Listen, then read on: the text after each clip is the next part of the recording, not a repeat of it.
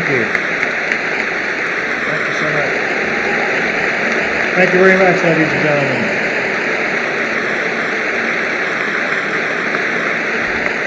Thank you so very much, ladies and gentlemen. Thank you.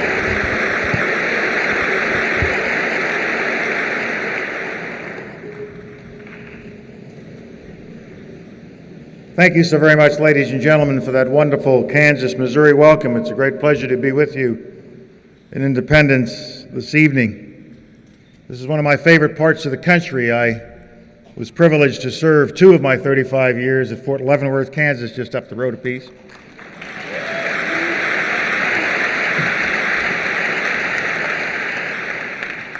And one of the projects I got involved in the course of my career and at Leavenworth was the Buffalo Soldier Memorial. So I came up with the idea for that back in 1983, and then some 10 years later had the privilege of dedicating that wonderful memorial. And if you haven't had a chance to go up to Fort Leavenworth and see it, I hope you'll do that someday. It's a wonderful old historic post built in 1827, and it captures all of American history, and that's why I was so excited and so determined to put a Buffalo Soldier equestrian statue at Fort Leavenworth so that all of America's history could be represented there, our military history. And some of the living representatives of those Buffalo Soldiers are with us this evening. These were the 9th and 10th Cavalrymen who were allowed to serve their country after the Civil War, representing those units that were allowed to not simply be put out of the force, but kept on the force as recognition of their valor.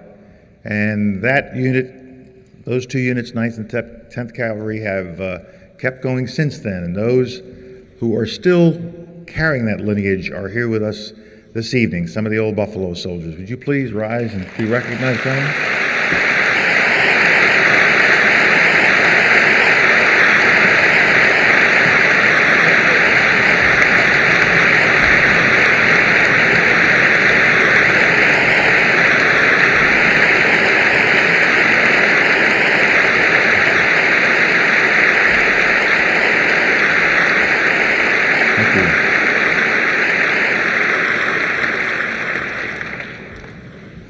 I want to express my appreciation to Larry Hackman, the Board of Directors of the Institute, the Chancellor, and all others who are responsible for putting this program together.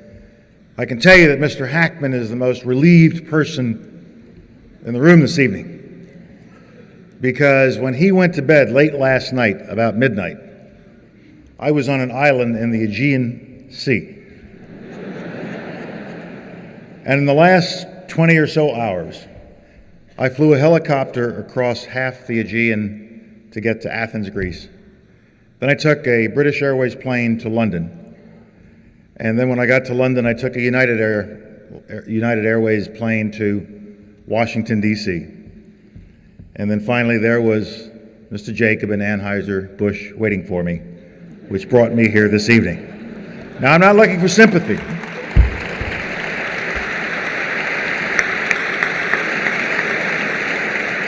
I'm not looking for sympathy. The reason I wanted to take you through all of that is to let you know that nothing would have kept me from being with you this evening to celebrate this occasion.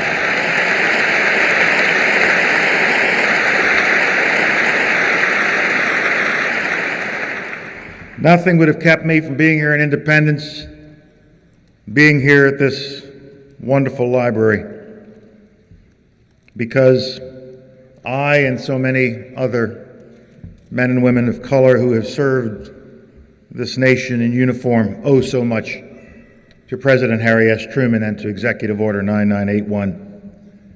And when given an opportunity to pay tribute to President Truman, there is no place else you can really do it well. There is no place else that you can do it except here in this town, this place, this county, Jackson County, that meant so much to him, that formed him. This place that gave him his roots, that gave him his values, that gave him that sense of determination and purpose that he took into his public career.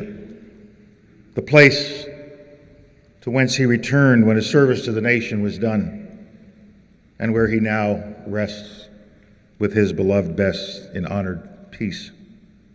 So I'm very, very honored to be with you this evening.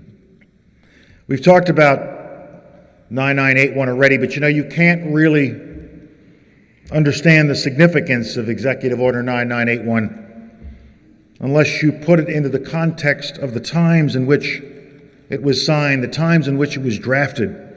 You've got to go back to 1948 and understand what was happening in the country and in the world at that time. 1948 was a transforming year in American and world history.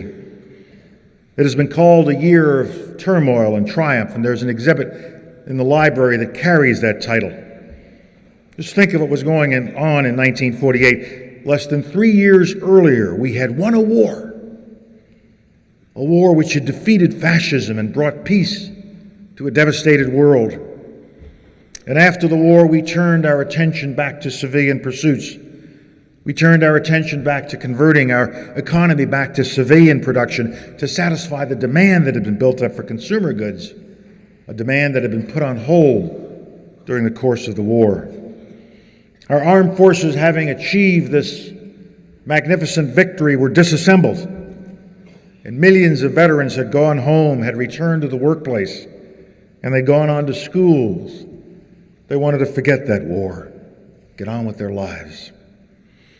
After our triumphs on the battlefields of Asia and Europe, it was a time for hope and promise. And there was much to be hopeful about. Our former enemies in Japan and Germany and Italy were on the way now to becoming democratic, free enterprise societies and political systems. Even with the disassembly of our armed forces, we were still the most powerful nation on the face of the earth. We were the acclaimed leader of the world that wanted to be free. And our power was trusted. The world trusted America. They trusted our power. They knew that they could trust us. They saw what we had done so far in the century up to that point. We had helped win World War I, World War II. We were at a point of supremacy on the world stage. Nobody could touch us in 1945, 6, and 7. We were at the point in our history we could have demanded tribute from the world. We were the superpower. And yet people trusted us because with all that power, with all that ability to impose our will, the only thing we asked for was the opportunity to help build up our former enemies. And the only thing we asked for in way of tribute was just enough land to bury our dead. We were trusted. But there was a new darkness approaching. We'd gotten rid of fascism, but a new darkness was approaching that would dash our hopes for a brighter future. Or at least it had that potential to dash our hopes for a brighter future. Communism had arrived on the scene, and just a year earlier, Winston Churchill declared that an iron curtain had descended over Europe. The Soviet Union was exporting by force and subversion its false ideology of totalitarianism and state controls. Eastern Europe and the Baltic states had already been swallowed up. Greece and Turkey were at risk, and were saved only by President Truman's bold commitment to a new strategy called containment. We would contain them. We would contain the Soviet Union. We would contain communism. That strategy of containment would guide the nation and really guide world events for the next 45 years. The Marshall Plan had been introduced to speed up the reconstruction of Western Europe, and hopefully by building up Western Europe, we could remove its vulnerability to the lure of communism. We were beginning a long twilight struggle that would affect every corner of the earth. In the Middle East, in one of the boldest decisions of his presidency, President Truman recognized the new state of Israel. He did so against the recommendation of his Secretary of State and so many of his other foreign policy advisors. But in placing America at the side of Israel, he showed his toughness and determination to do what he believed was the right thing at that time, notwithstanding what anyone else said to him. And in that decision, we saw one of the hallmarks of Truman the man, Truman the president. Truman always looking for the right thing to do, and then when he found it, he did it. Here at home, He had to convince the American people that despite a well-earned peace, we would have to prepare again for a potential war. A war that would be far more dangerous in the nuclear age than anything we had ever faced before. So our armed forces needed to be built back up. The selective service system, the draft, had to be restarted. Federal budgets increased. He would have to persuade a reluctant and querulous Congress to enter into new alliances such as NATO.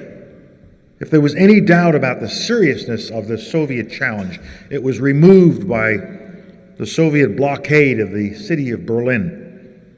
And Truman responded with the Berlin airlift. Harry Truman wasn't about to buckle under to Russian threats. He was that kind of man. He was a man from Jackson County. He wasn't going to buckle under.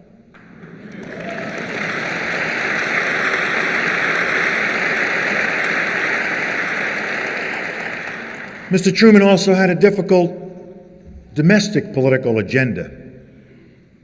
Consider all of these international events, but he had a very difficult domestic political agenda as well.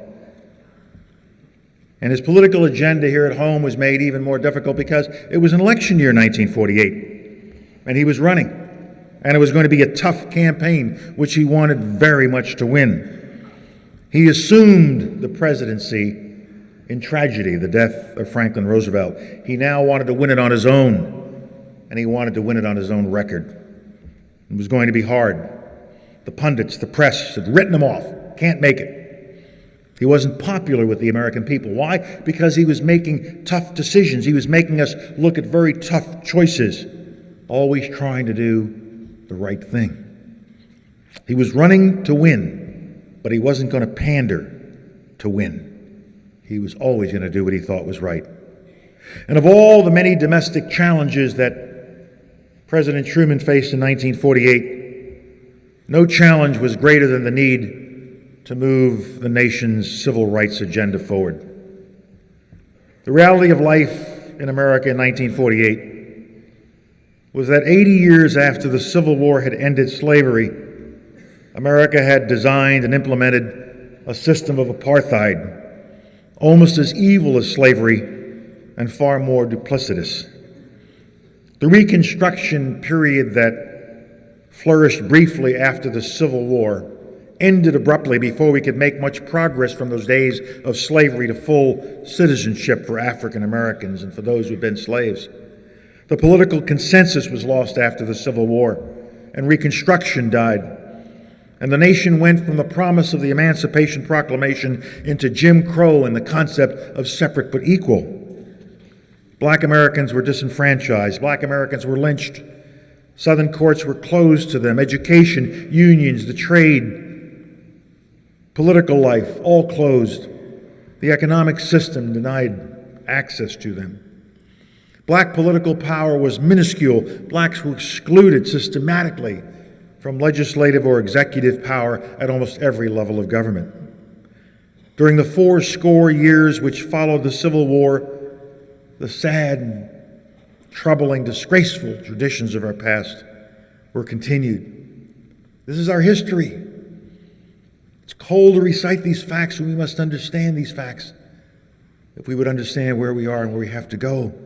But the reality of our history is that president after president, Congress after Congress, Supreme Court session after Supreme Court session continued to read our Declaration of Independence glorious charge of inalienable rights as not applying to black citizens of this country. The Constitution was similarly interpreted. Remember that at the time of its writing, blacks were considered only 3/5 of a white person with 0/5 of the rights of citizenship. Separate but equal, racism and discrimination resulted in a colossal system of preferences which were declared to be constitutional. It existed here in Independence, it existed in Jackson County, it existed in most parts of America. But by 1948, things were beginning to change. We're on the verge of a new Reconstruction period, a second period of Reconstruction. A movement was growing that reminded us that no nation so gloriously conceived in liberty as we were could continue in this way, could continue the degradation that it was perpetrating against one group of its citizens. Moreover, how could such a nation hold itself out to the rest of the world as a model of freedom, of democracy, of the protection of the God-given rights of men and women? How could we dare to assert our moral superiority to the people of color of the third world? So things began to change. African Americans began to apply political pressure. Wartime black migration to the north resulted in more political power in the northern cities. There was a push for voter registration in the South. Organizations such as the NAACP and the National Urban League protested and demonstrated. Great leaders came forward, such as Roy Wilkins and Thurgood Marshall and A. Philip Randolph of the Brotherhood of Sleeping Car Porters and many others. White Americans of conscience joined in the battle. Clark Clifford, one of President Truman's closest advisors, kept telling him, "Do the right thing. Do the right thing, Mr. President." This pressure fit into the president's plans to run for re-election. He wanted to run for re-election on a strong civil rights plank. He promised as much in a speech that he made to the NAACP, the first American president ever to address a convention of the NAACP. But Harry Truman was no raving integrationist. In fact, in later years, he would speak out against some of the tactics of the 1960s civil rights movement. He didn't like those sit-ins. He was from a border state, and his biographers will tell you that on occasion he used words that we would not use today. He was a tough man. But he used words that we would not use today, that we would find very objectionable. But at the same time, even with that background, he believed to the depth of his heart that all citizens in this country should be entitled to their constitutional rights, or we were living a lie as a nation. He acted on those beliefs.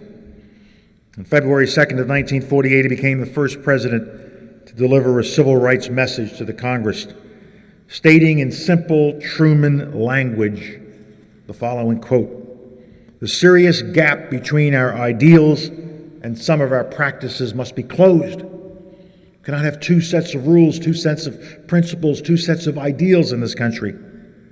President Truman also saw the political pragmatism of moving forward on a strong civil rights agenda. Henry Wallace's new party was drawing off liberal supporters. Mayor Hubert Humphrey of Minneapolis was pushing civil rights on the left wing of the Democratic Party. The Republican Party was pushing a strong civil rights platform. Truman needed a strong platform for the campaign that was coming up. He needed the Negro vote. Negro political power was now making a difference in America. And he was willing to go for that vote, even if it meant the loss of the Dixiecrats, led by Senator, not then, but then Governor Strom Thurmond. And the Dixiecrats were totally opposed to any form of civil rights legislation. President Truman couldn't delay. He couldn't wait. A. Philip Randolph of the Brotherhood of Sleeping Car Porters was even at that moment getting ready to undertake a campaign of massive civil disobedience, to tell Negroes not to register for the draft and not to show up. Why? Because after all we've done for this country, all the fighting we've done for this country over the history of this country, we're still treated as 10th class citizens in segregated units. No, we will not sign up for that. Truman knew he had to act. It was the right thing to do. Harry Truman, an artillery captain, a soldier, was also deeply moved in a very human and personal way by some of the things that happened after the war to black veterans who had fought on these foreign battlefields and came home and discovered that nothing had changed on the battlefields at home. He was shattered by the story of two black veterans in uniform in Georgia who were pulled out of their car with their wives and murdered on the spot, lynched on the spot in uniform. All of these pressures came to bear. Principle, pressure, pragmatism, politics, all came to bear, and all caused him to have drafted and to sign Executive Order 9981, on July 26, 1948. The heart of the executive order simply says, "It is hereby declared to be the policy of the President that there shall be equality of treatment and opportunity for all persons in the armed services without regard for race, color, or national origin." The Commander-in-Chief had spoken, and he set up a commission to implement his instructions. He used an executive order. Why not a law? Because you could not have gotten a law passed in the Congress of the United States in 1948 containing the simple language that was in that executive order. And old Harry was deadly serious. He meant what he wrote. And when the commission he set up, called the Fahey Commission, named after the chairman of the commission, Mr. Charles Fahey, when they met for the first time, Truman spoke to them. And in very typical Truman language, he said to them, "Concrete results, that's what I'm after, not publicity on it." And then he promised that if it was necessary to get the job done, he would, quote, "knock somebody's ears down." You don't hear that kind of talk in Washington enough these days, I'll tell you.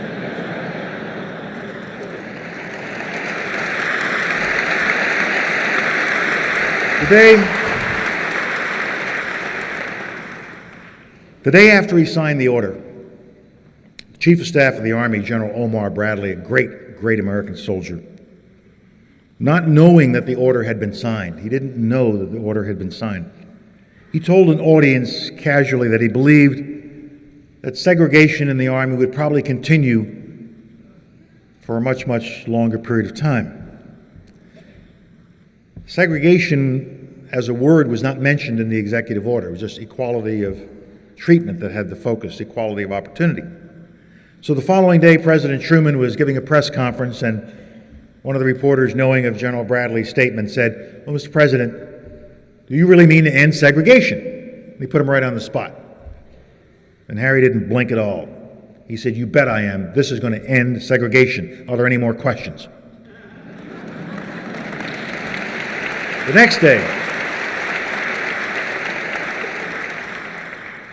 next day, General Bradley apologized to President Truman for his indiscreet statement. And he went on to become the first chairman of the newly created Joint Chiefs of Staff. At about the time all this was happening, the 12th chairman of the Joint Chiefs of Staff was an 11-year-old kid who had been born in Harlem, was growing up in the South Bronx section of New York City. He was a happy-go-lucky kid, not a particularly good student, trying his best to get out of the 6th grade any way he knew how. He was a black kid and he knew it. He knew his country considered him different. He knew his country considered him a 2nd, 3rd, or 4th, or 10th class citizen. He knew there were places he could not go, opportunities he could not have. There were dreams he dare not dream. But he was being taught all the while to love his country. To love his country with all his heart and soul, because it was a good place. It was unlike anywhere else on earth, and it was founded on beliefs and principles that would eventually become reality. All you had to do was believe in it and work for it. He was proud to be an American. He shared everyone's joy when World War II ended and we had block parties all over the South Bronx section of New York. But it was sometimes hard. It was confusing. Just a year earlier, in 1947, for the first time, they let a black man step out on a baseball field to play baseball with a group of white men. Jackie Robinson became a hero, even as he was cursed from the bleachers. Movies portrayed people who looked like that kid as servants and buffoons, who were shiftless, spoke poorly, were ignorant. An occasional Ralph Bunche or a Roy Wilkins or a General B.O. Davis or a Willie Mays did little to dispel that old man river image that Hollywood presented to America. The little boy heard about a wonderful place called Levittown. Levittown was this new development out in Long Island, not too far from where he lived. And the government was providing low-interest loans so that veterans could go to Levittown on Long Island in New York and buy a new home. But they wouldn't let you buy one if you were a black veteran. And he remembers his Uncle Vic coming home from Europe where he'd served in the 4th Armored Division, and he couldn't buy a home in Levittown. Boyd heard of what it was like in the South, lynchings, Jim Crow, no rights, always in the back. Movies, buses, restaurants, always in the back if they let you in at all. He recited the Pledge of Allegiance in school every day that ended with those beautiful words, with liberty and justice for all. He was just beginning to grasp that it did not mean Negroes.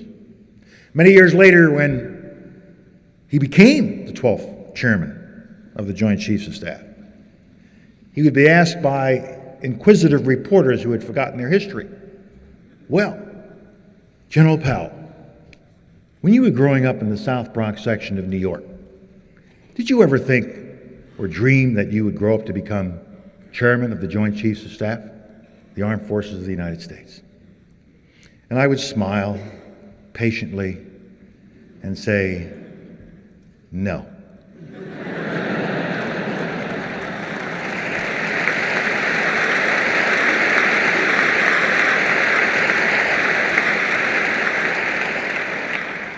Because such a dream for that 11-year-old kid would have been impossible. But you see, he was only 11 in 1948. He didn't know that President Truman had signed an order that would permit such a dream to come true. And the dream came true not just because President Truman signed an order. He then went about the task of knocking the ears off the Pentagon to make it happen. It took another 6 years of hard work. We had to go through the Korean conflict and realize that our soldiers would work better, fight better, serve this country better if they were in integrated units, if they were all of a kind. It was finally on October 30th, 1954, that the Army reported all units in the Army are integrated, and the same thing could be said at that time for the other services as well. October 30th, 1954, that was a month after I joined ROTC at the City College of New York. And 4 years later, I got out of the City College of New York and I joined an Army in which blacks had served proudly throughout the nation's history. It was an Army that had a proud African-American military history that takes us all the way from the Revolutionary War up through Vietnam and into present conflicts such as Desert Shield and Desert Storm. It was the only place when I was coming out of college, the only institution in all of America, because of Harry Truman, the only institution in America where a young black kid could now dream. At 21, I could dream the dream I dare not think about at age 11. It's the one place where the only thing that counted was courage, where the color of your guts and the color of your blood was more important than the color of your skin.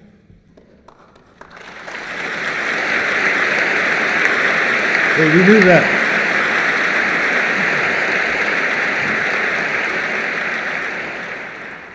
We'd always been willing to serve, whether they were the Buffalo Soldiers or the Tuskegee Airmen. I know some of them are here. The Triple Nickel Airborne Unit, I know some of them are here. The Navy's Golden 13, the first 13 black officers allowed into the Navy, or the Montford Point Marines, the first Marines of color allowed into the Marine Corps. All of them willing to serve. Because we all believed in what Frederick Douglass once said, that back in the Civil War era, he said this, that once you put upon the black man brass that says U.S., put it on a uniform of blue, put brass buttons on the uniform, give that person a rifle, put him on a horse, make him a soldier of the nation, and show that he is the equal to any other soldier. Once you have done that, then no power on earth could deny him eventually the full rights of citizenship. It took almost 200 years for that expectation to come true, but it did come true. But it happened not just because Truman signed an order, or because I entered an integrated Army. It also happened because the Army and the other services knew that it wasn't enough just to sign an order. You had to create an environment. You had to create an atmosphere that was based on ability, an atmosphere that had been washed clean of discrimination and racism and all of the legal or informal barriers to performance. It was an atmosphere where we went out of our way in the services to reach out through equal opportunity and affirmative action to find qualified people. Only when you go out and work the problem, only when you go out and seek, only when you make sure that through these programs you're knocking down all barriers and allowing access into the system, only then can you then promote and reward on the basis of ability and performance. A level playing field doesn't come by declaring it. It comes by building it and maintaining it. And that's what we did in the Armed Forces of the United States.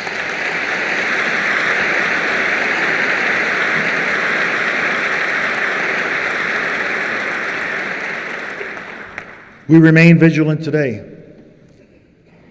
The Army I loved made great progress since 1948. But even in the early years of my career, in the late 50s and 60s, we still had difficulties throughout the country. As a captain, after I'd gone away and fought for my nation in Vietnam, I still came home to find my father-in-law guarding my wife and infant son in Birmingham, Alabama, because of the disturbances there and Bull Connor and his police dogs. Even after serving my country in Vietnam in the early 60s, I came home and had difficulty finding a home for my family, and I still found so many places in America where I couldn't even get a hamburger, standing next to a white buddy who had served with me in Vietnam. So when I talk about these things and when I try to take you back in the 1948, it's for the purpose of showing you that this isn't ancient history. This is my generation. It is your generation. In this generation, which started in 1948, this second Reconstruction period, which started in 1948, with Executive Order 9981, we have seen so much progress. I was able to rise to the top of the armed forces because of those who went ahead and proved we could do it, and Harry Truman, who gave me the opportunity to show I could do it. I think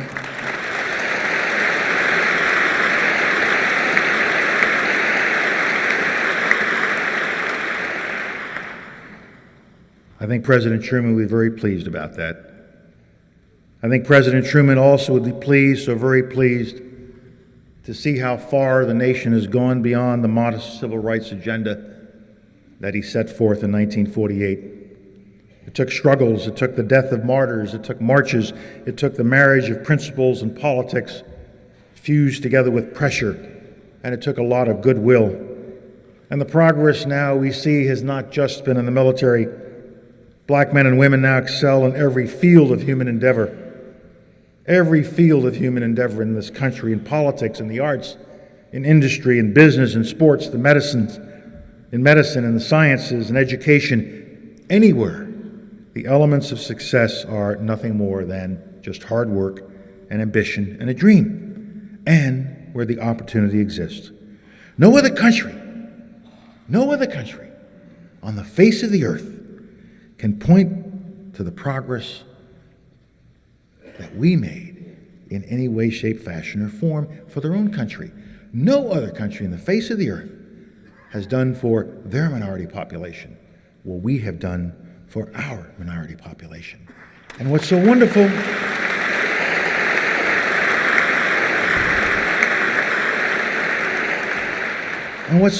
is that with each passing year, it gets better.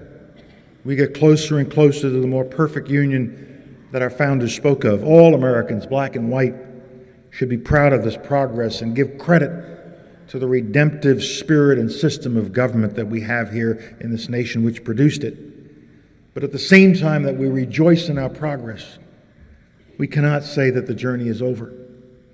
The historical legacy of our past still confronts and conditions the present. We have not yet overcome. It'd be the easiest thing in the world for me to say, I have overcome, therefore it's all okay. But I can't say that and go back to Washington, D.C. and see I can't say that and go back to Washington, D.C. and other major metropolitan areas in this country and see school systems that still look like apartheid exist. I can't say that and still see people of color confronted with redlining from banks and discrimination in housing, discrimination in education or in the trades or in the jobs that might be available to them or getting access to higher education. The second Reconstruction is not yet over, and we must not quit too early this time. Too much is at stake. The military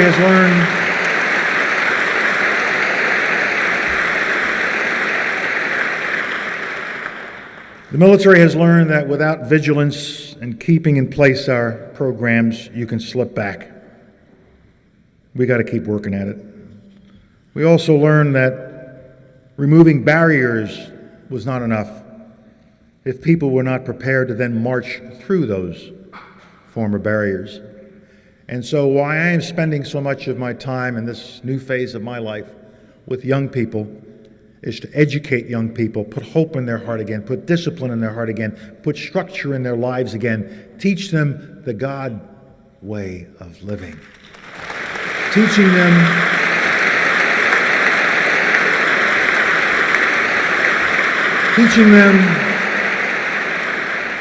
them the difference between right and wrong. Teaching them the importance of hard work and education. Teaching them to have self-respect and stay away from all the things that will drag them down. And teaching them that there is no country like the country they live in. These opportunities are wonderful. People have fought for these opportunities. What was the point of fighting for these opportunities if the new generation coming along behind us is not preparing themselves to take advantage of those opportunities? And that has to be our charge for the 21st century.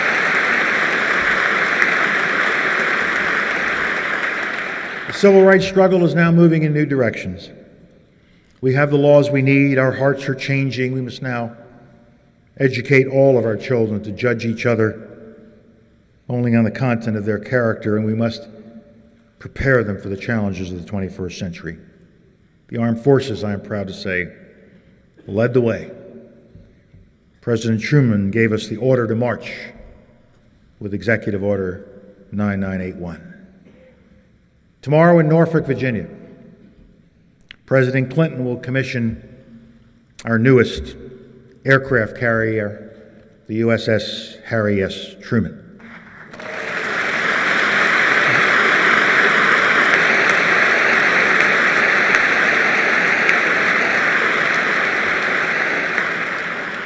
I have heard from the captain of the new aircraft carrier about all the wonderful things the people of Missouri have been doing to get your ship ready.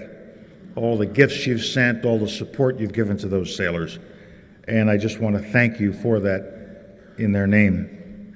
You know, I wish President Truman could see the crew that will take his ship down to the sea. They would match his every dream. When USS Truman goes to sea, every color of America, every accent of America, all of America the beautiful will be reflected in that crew. All 5,000 sailors and Marines working together as members of a family. And it is like that in the Army and the Air Force and the Coast Guard. It's going to be like that throughout this whole country if we just keep working on it. And after commissioning tomorrow, USS Harry S. Truman will join the United States Atlantic Fleet. Together with the Pacific Fleet, the Atlantic Fleet, and the Pacific Fleet are the two most powerful navies on the face of the earth. The Atlantic Fleet is commanded by a four-star admiral, an admiral by the name of Paul Reason. Guess what? Yep, you got it.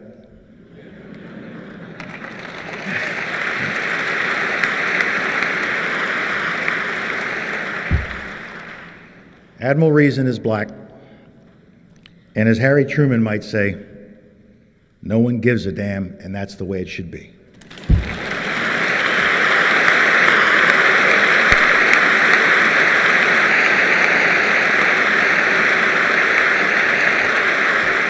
So,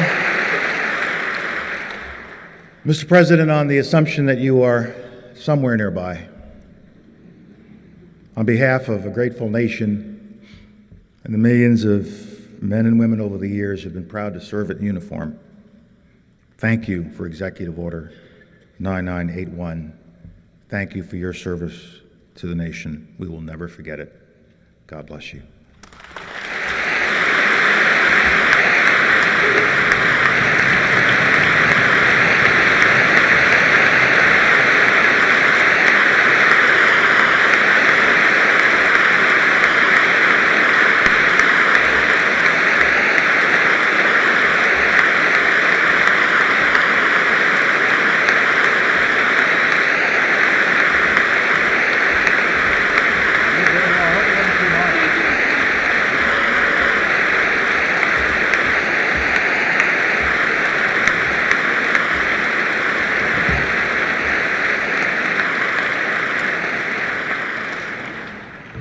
Thank you, General Powell, for bringing history to life and inspiring all of us.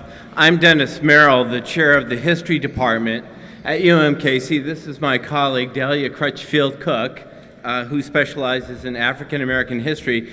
General Powell has been gracious enough to indicate that he would be willing to answer some questions. I know that he's accustomed to being grilled by the National Press Corps, but it's probably been a while since he had to face down two history professors at the same time. But not to worry, the questions come from the audience.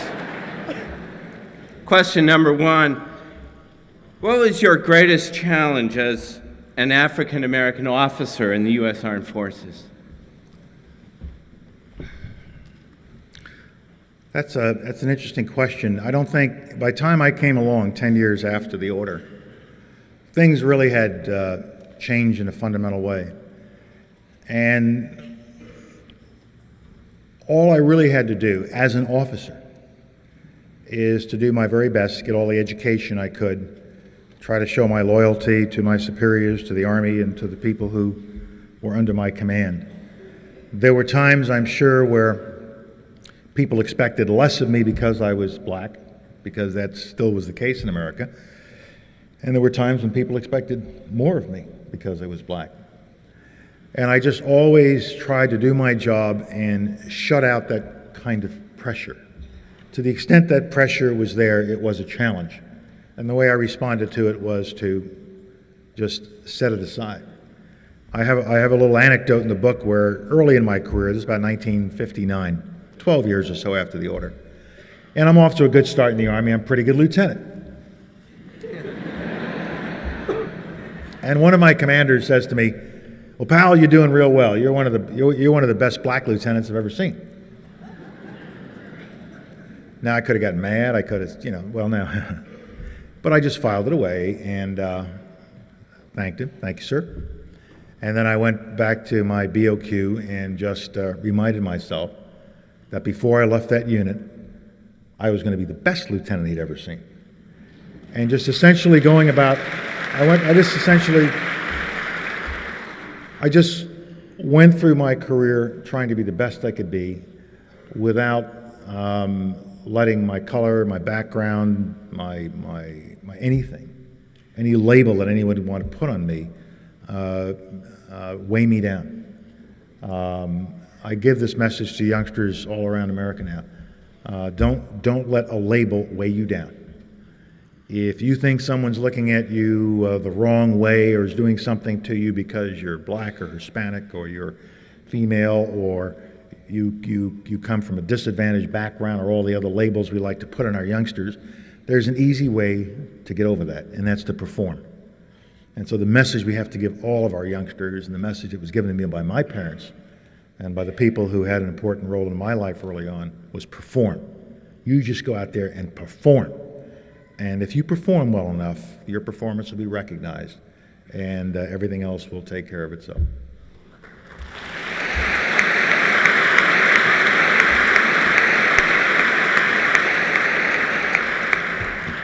Good evening, General. Yes, ma'am. Your second question for the evening, have you had any time to repair and or restore a Volvo lately? My One of my pet hobbies is repairing old cars, principally old Volvos. I don't buy them till they're at least 25 years old. And I usually buy them from junkyards or somebody who is, just said, come take it. I'm down to only one Volvo. I have a 66 that's hanging in my backyard. When I was chairman of the Joint Chiefs of Staff living at Fort Myer, in that mansion that they give the chairman of the Joint Chiefs of Staff, I had 7. And every Sunday, even in the middle of Desert Storm, I find time on Sunday to go running around the post and move them all so the MPs could never quite figure out where they all were. Because I had some in garages here, some by the PX, and I had to move them all the time or else they get picked up as abandoned. Somehow I don't think I got away with it, and there must have been about 5 MP sergeants down there that just giggle themselves to death every Sunday watching that silly chairman move his old clunker cars around the place. But now I don't have MPs watching me. I have a wife of 36 years, and I can only have one car.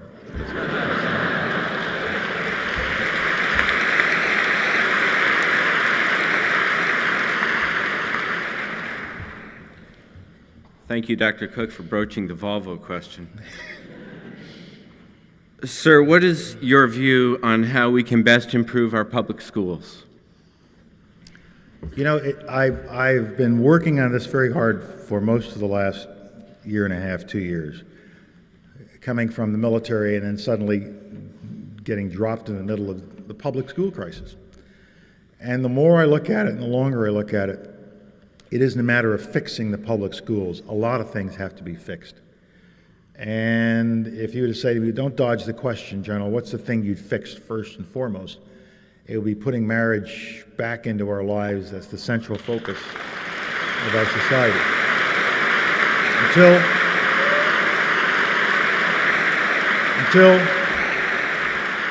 Until we get back to the model of children coming out of a union of 2 people who are committed to each other for life, at least that's the going in proposition, doesn't always work out, but that's where we get children from. That's the model, I think, that was given to us by nature and by our God. And it is from that union that you can raise up children who will have structure and discipline and believe in themselves and see what love and achievement is all about. Now, it doesn't always work out that way. Some marriages are horrible, children are ruined, but I think it's a good model to start with. And if it isn't the perfect model in all cases, then we have to compensate and get other adults into the lives of children early on. Because if children aren't in the presence of adults, their parents or mentors or somebody who will be a loving, caring adult to that child, then that child is not getting what that child needs in the way of discipline, structure, early learning abilities, numbers, and reading, and all of the other things that turn a child on to learning. Child's not being cared for. Child doesn't get the right health care. And then suddenly the child shows up at the 6th grade, or at the age of 6, 1st grade or kindergarten, and you dump the problem on the public school system and you tell a teacher, here, you fix it all. I think it's too late. Our public schools, so we need more investment in our public school. Our public schools teachers need more compensation for the job they are asked to do.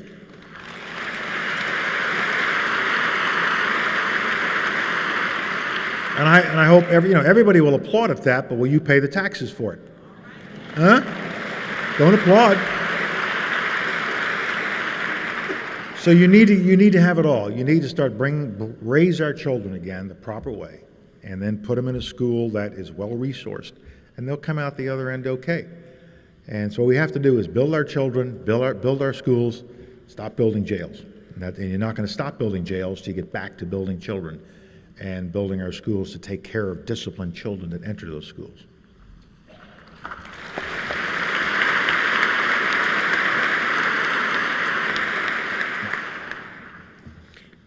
General, I am thinking about a career in the military. I am 14 and a good student.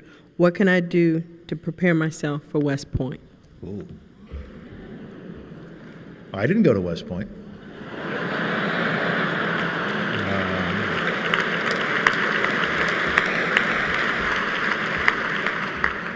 And there's a very simple reason for that. I couldn't get in. And the reason I couldn't get in is I didn't do as well in school as that young 14-year-old has to if he wants to get into the armed forces of the United States at any level, as an enlisted man or woman or as an officer candidate. High premium is placed on education. So at age 14, your first goal is to make sure that you stick it out in high school and you get the highest grades you can in high school. Work on all of those subjects that you know will help you get the right kind of scores to compete for one of our wonderful military academies, whether it's West Point, the Air Force Academy, or the Naval Academy, or to compete for an ROTC scholarship. Lots of ways to get a commission, and I'm so glad to hear that youngsters still want to serve. It's a great career. Look at all the wonderful people here this evening who are serving their nation, and I think serving them so nobly. It's a great career. Stay in school, get the education, make sure you get your English, your math, and your science. English is most important of all. One more? Okay. Given your recent foray into historical study and your visit to the Truman Library in Jackson County, Missouri, would you consider changing your loyalty and joining the party of Harry S. Truman?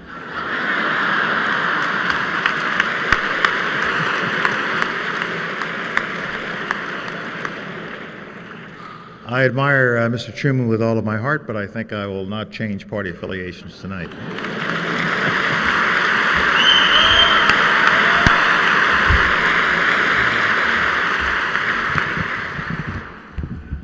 And our last question for the evening. It is indeed a great pleasure and honor to introduce to you all my 9-year-old son, who is named in honor of General Colin Powell, Colin Andrew Cook. Mr. Cook.